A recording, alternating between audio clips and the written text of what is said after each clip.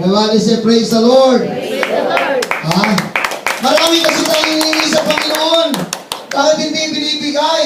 Because of the wrong approach. Kaya yung babae, hindi siya pinagbigyan ng Diyos. Tahimik lang ang Lord eh. Kaharap niya, pero hindi kumitibo ang Lord. Napakahirap nun. Pag may kausap ka, hindi ka kitibuin. Ha? Humingi ka ng tulong, tapos hindi ka papansinin. Yun yung mahirap. Hello? Amen. Why God is silent? Una, mga kapatid, number one, because of the law of sowing and reaping. Yun na pala yung katwiran ng Panginoon. Kung minsan, mga kapatid ko, kung bakit siya nananahimik, dahil daw sa ating mga itinatanim at yung ating mga inaani. Ha? Maraming hindi naniniwala. Hindi ako maniwala. Anong itatanim ko, anihin ko. Sabi ng kasabihan, pag nabuhay ka sa baril ka mamamatay. That's true. Hello? Amen. Pag gumawa ka ng mali, magsasuffer ka. But sowing and reaping. Ang Galatians chapter 6, basahin natin mga kapatid. Para maunawaan natin mabuti ang sinasabi ng Apostol Pablo mga kapatid. 6-7. Huwag kayong padaya. Hello? Huwag kayong padaya. Ang Diyos ay hindi nagbibiro sapagkat ang lahat ng ihasik ng tao, siya namang aanihin niya. Kaya pagka nagtanim ka ng mabuti, sigurado ani ka ng mabuti. Amen. Pag nagtanim ka ng palay, sigurado palay, anihin mo, hindi mangga. Ha? Pag nagtanim ka, mga kapatid ko ng trigo rin yung anihin mo. Sa spiritual life, mga kapatid, pagka nagtanim ka ng mabuti, aani ka ng mabuti, mga kapatid. Yun yung positive side ng sowing and reaping. Yes. Amen. Yun yung positive side, mga kapatid. Hallelujah. Huwag kang hindi mo pwedeng sabihin, mga kapatid ko, na kapag ka nagtatanim tayo, hindi tayo mag-aani, mga kapatid. Tandaan yun. Lahat ng itatanim mo, aanihin mo talaga yun. Kaya pagka nagtanim ka ng mga magagandang bagay para sa Diyos, aanihin mo yung mga magagandang bagay mula sa Diyos, mga kapatid ko. Kung nagtanim ka para sa spiritual na bagay, aanihin mo ang mga spiritual na bagay dahil yun yung principles ng Lord. Hallelujah, the sowing and reaping. Yes. Amen. Hindi talaga magbibiro ang Diyos. Yes. Ha? Kaya pagka nagtanim ka, umaani ka. Magiging blessed ang buhay mo, lalo na pagka maganda ito yung itatanim mo. Yun kasi yung universal law, mga kapatid, both positive and negative sowing and reaping. Universal law yan eh. Batas talaga ng Diyos yan, mga kapatid. Everybody say amen? Hallelujah. Palakpakan natin ang ating Panginoon. Kaya pagka nagtanim tayo ng magandang butil, mga kapatid, ang garantiya ng Panginoon sa buhay po natin, hallelujah, ay magandang harvest. Ha? Kaya nga sa paglilingkod sa Diyos, mga kapatid ko, nagtatanim ka ng magandang paglilingkod sa Diyos, aani ka talaga ng so much blessing mula sa Diyos. That's the promise of God. Yan yung pangako ng Panginoon sa buhay natin. At yun yung kanyang principles na hindi kayang maliin, mga kapatid ko. Hallelujah, na anuman ang itatanim ng tao, aanihin niya ito. Everybody say amen. Amen. Pero pagka nagtanim tayo nasa laman, aanihin din natin ay corruption. Kasiraan. Pag nagtanim tayo sa laman, aani din tayo, mga kapatid ko.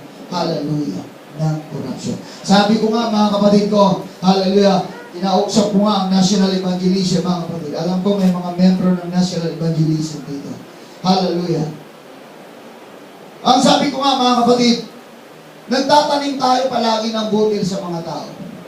That is why tayo ay nakalapit sa Panginoon. Tama po ba? Kaya nga, pagka nagtatanim tayo ng butil, mag-expect ka talagang ani. Huwag ka lang sumuko. Huwag ka lang give up. Huwag ka lang manghina, mga kapatid. Pero take note, mag-ingat tayo sa ating pagtatanim. Sabi ko nga, during visitation, during, mga kapatid ko, evangelism, hallelujah. Pagka meron tayong tinataniman, mag-ingat tayo rin, mga kapatid ko, na tayong sama-sama, grupo-grupo, baka mamaya, iba na yung ating na itatanim.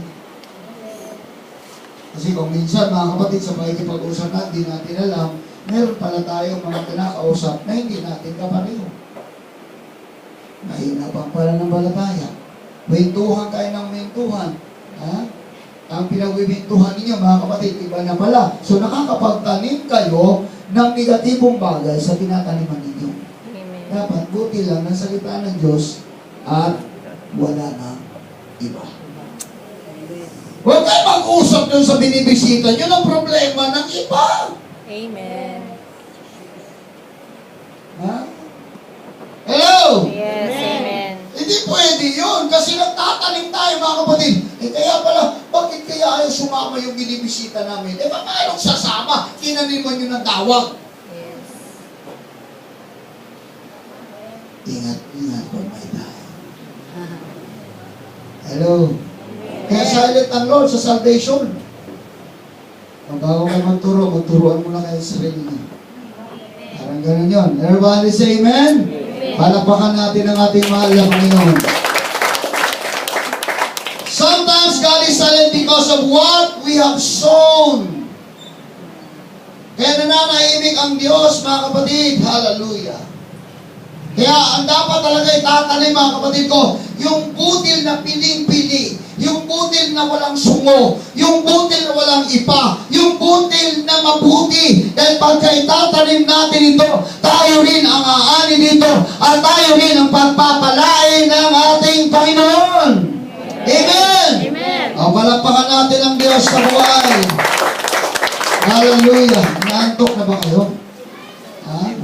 Mukhang namumungay na yung mga ilong natin, ha? Hindi na mata ang namumungay, ilong na. Ha? Hello? Everybody say praise the Lord. Praise the Lord. Kaya nga mga kapatid, bakit Brad? Hello? Parang pala lang Brad, mas malakas ba ito? Oo nga, mukhang magandang boses eh. Naalata mo Brad? Kanina pa? Salamat sa Panginoon. Palakpakan natin ang Lord, mga kapatid. Hallelujah, hallelujah. So yun yung isang naging problema, mga kapatid. Ha? Pangalawa, minsan tahimik ang Diyos dahil kung minsan, meron siyang gustong gawin sa atin. Ha? Yun yung tinatawag na the law of chastening. Ibig sabihin doon, yung batas ng pamamalo ng Diyos. Yes. Amen. Ha? Nakatikim na ba kayong paluin? Ako, mga kapatid, ako, isang beses lang ako sa buong buhay ko napalo ng tatay ko. Siguro grade 6 ako. Alam niyo kung bakit? Inutusan niya ako bumili ng asin. Ang ginawa namin barkada, pumunta kami ng ilog. Nadala lang ako, natangay pa ako, kabait kong tao ng bata pa ako. Nadala ako ng barkada, ha? Hinihintay ko kasi nagluluto ng ulam, panangalian, nakauwi ako mag-alas 2 na. Pagdating ko ng bahay, grabe yung ganito ka, laking, ng bayabas, napudpud yun sa buwit ko. First time ko nangyari, hanggang sa mamatay ang tatay ko, yun lang talaga. Kasi, nagkamali ako. Ha? Nagkamali, kaya pinalo. Amen? Amen. Ganon si Lord, mga kapatid. Pagka nagkakamali tayo, pinapalo tayo ng Lord. Bakit? Ang pamamalo ng Lord dahil sa pagmamahal niya. Yes. Hindi ka niya paluin kung wala ka namang nagawang kasalanan. Amen. Pero pagka nagagawa ka ng kasalanan sa Diyos, sigurado paluin ka. Pagka ang tatay hindi na namamalo sa kanyang anak, konsentidor si tatay. Yes. Amen. Hello? Amen. Naglalaro na ang 3 years old na bata sa putin. O sige na, maglaro ka lang. Okay lang, sige maglaro ka. Ang dumi-dumi na sa pusali. Pag nakita mo tatay ka, anong gagawin mo? Pipitikin mo. Huwag naman yung pamalo natin ng bugsay ng sagwan ng bangka. Mamamatay naman yun. Ha? Stick lang. Ha? Pag ang Diyos namalo, hindi naman mga kapatid ko, yung sagwan pinamamalo niya ay wala na. Hindi na tayo makapagpapatuloy bilang Kristiyano, mga kapatid. Amen? Amen. Grabe naman si Lord. May kunti lang naman yung nagawa ko pagkakasala. Yung pinamalo sa akin, truso. Oh. Diba?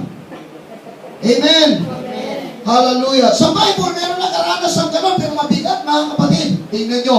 Si David. 2 Samuel chapter 12, mga kapatid. Hallelujah. Basahin natin. 2 Samuel chapter 12 verse 13, at sinabi ni David kay Nathan, ako'y nagkasala laban sa Panginoon. At sinabi ni Nathan kay David, inalis din ng Panginoon ang iyong kasalanan, hindi ka mamamatay. Gayunmay, sapagkat sa gawang ito'y iyong binigyan ng malaking pagkakataon ang mga kaaway ng Panginoon upang magsipanungayaw. Ang bata naman na ipinanganak sa iyo ay walang pagsalang mamamatay. Kasalanan ni David, namatay ang kanyang anak. Lupit. Pinatawad siya ng Diyos, pero ang kanyang anak nagsuffer. Isipin mo, mga kapatid, silent ang Diyos doon, mga kapatid ko. Bakit? Hallelujah. Si David nag-pray for 7 days. Hallelujah. At hindi lang, mga kapatid ko, nag-pray siya. Nag-fasting pa siya for 7 days, pero ang Diyos tahimik. Bakit? Kasi merong gustong gawin, hallelujah, ang Diyos kay David. Sa kanyang kasalanang nagawa, pinalalahanan siya ng Diyos. Kaya pinalo siya ng Diyos, mga kapatid ko. Masakit yun para sa kanya. Imbis na siya mamatay, ang kanyang anak ang namatay. Amen. Everybody say amen. Amen. O palapakan natin ang ating Panginoon, mga kapatid ko. Ang punto ko rito, sa kaka-pray ni David, hindi siya, mga kapatid ko, pinakinggan ng Diyos. For 7 days, hallelujah, nag-agonizing siya, nag-mourn siya, mga kapatid ko, for 7 days, and fasting, walang kain-kain. Hallelujah, pero hindi, mga kapatid ko, nananahimik o hindi nakikinig ang Diyos sa kanyang panalangin. Tahimik talaga. Sa madalit sabi, sometimes nangyayari talaga yun sa ating buhay para ituwid tayo. Ha?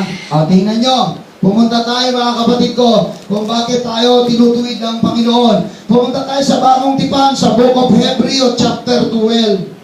Hallelujah.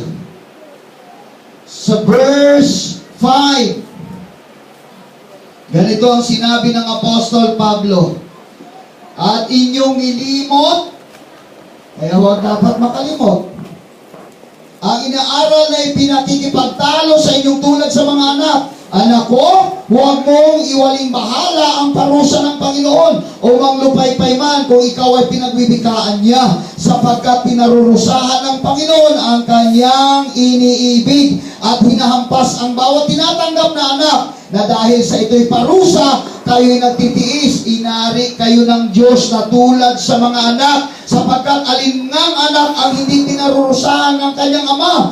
Datapwa kung kayo'y hindi pinarurusahan, na pawang nararanasan ng lahat kung kayo'y mga anak, sa ligaw kayo at hindi tunay na anak. Amen. Pag hindi ka pinaparusahan ng iyong tatay, bastardo ka. Hello? Hindi ka anak. Amen. Amen. Kaya sabi ng Panginoon, okay lang, tanggapin mo lang daw. Ha? Dahil anak ka, tatanggapin mo, mga kapatid ko. Kasi kung nagkamali ka, tatanggapin mo talaga yun. Ha? Bakit? Dahil mahal ka ng Diyos eh. Pag pinipitik ka ng Diyos, pinapalalahanan ka ng Diyos, tanggapin mo lang daw na may pagtitiis. Hallelujah. Bakit? Para mapabuti ang buhay mo bilang isang anak niya. Amen. Naglalaro ka ng putik, hindi ka saway ng tatay mo. Ha? Naglalaro ng apoy ang anak mo sa loob ng bahay, hindi mo sasawayin, masusunog ang bahay mo. Hello? Amen? Amen. Kaya nga yung mga anak natin, tinuturuan talaga, mga kapatid, ba? Wala. Para matuto na sumunod sa ating Panginoong Jesucristo. Let's clap our hands to Jesus. Kasi pag hindi maturuan yan, iba-ibang lalaroin yan. O di ba may 12 years old, pumatay mga kapatid ko ng barkada yan, na pinaglalaro mga kapatid yung speak and vision ng tatay niya. Naglalaro ng baril. O sige, laruan mo lang. Ikaw naman tatay, okay lang. May baril ka, nagkalat lang mga kapatid, pati mga bala. O yun, kinasa mga kapatid. Bakit? Ginaya mo tatay ko eh. Yan ang nangyari. Pusir yung tatay, ang anak naging pusir din. See? Everybody say amen. Amen. Lumalaklat yung tatay, laklat din yung anak. Bakit? Si tatay ngayon.